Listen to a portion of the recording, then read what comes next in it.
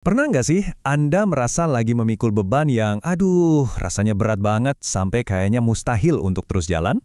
Nah, hari ini kita akan coba lihat masa-masa sulit itu dari sudut pandang yang sama sekali berbeda. Bukan sebagai hukuman, tapi sebagai sebuah undangan tersembunyi untuk sesuatu yang jauh lebih dalam.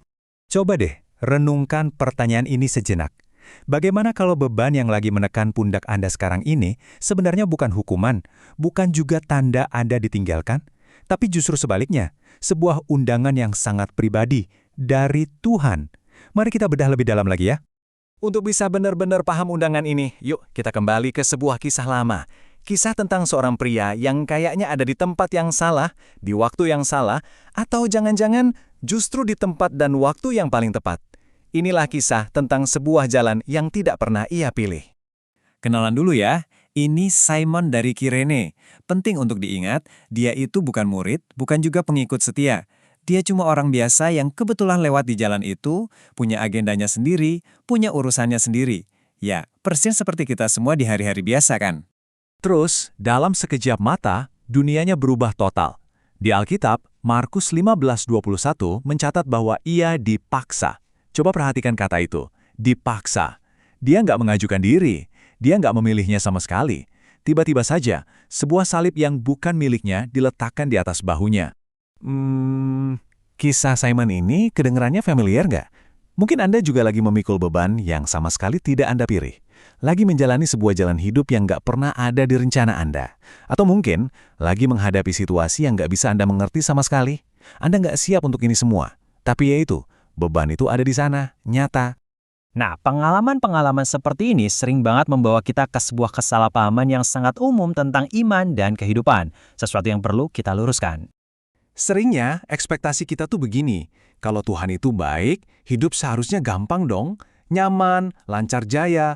Tapi realitas salib mengajarkan sesuatu yang jauh berbeda.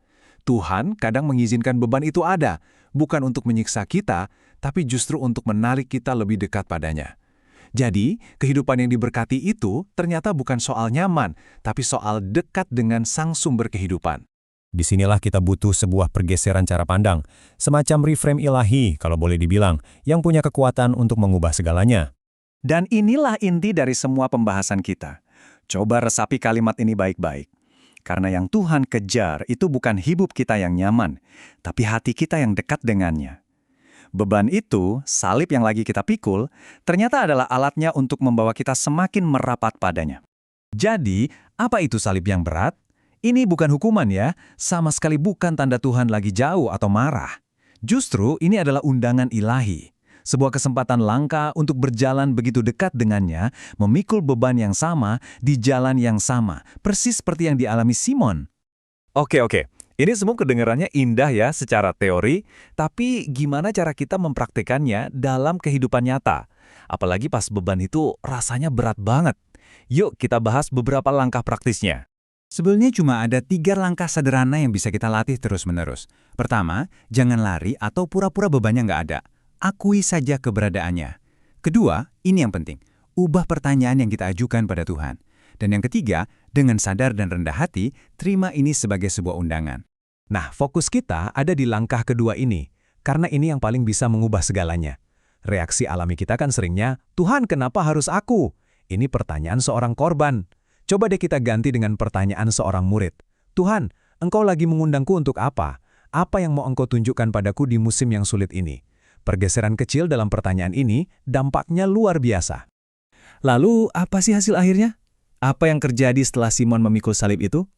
Mari kita kembali ke kisah Simon untuk melihat akhir dari perjalanannya yang tak terduga itu. Ternyata, momen terberat dalam hidup Simon itu bukanlah akhir dari ceritanya.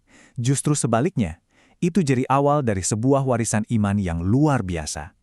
Sejarah mencatat bahwa keluarganya, bahkan anaknya yang bernama Rufus, menjadi orang-orang yang penting dan dihargai di gereja mula-mula. Hari tergelap dalam hidupnya ternyata melahirkan berkat bagi generasi setelahnya. Luar biasa ya. Jadi sekarang, pertanyaan ini kembali untuk Anda. Beban yang sedang Anda pikul itu, salib berat Anda, sesungguhnya sedang mengundang Anda untuk menemukan apa hari ini? Mungkin jawabannya bukanlah kelegaan yang instan. Mungkin bukan juga kehidupan yang serba nyaman.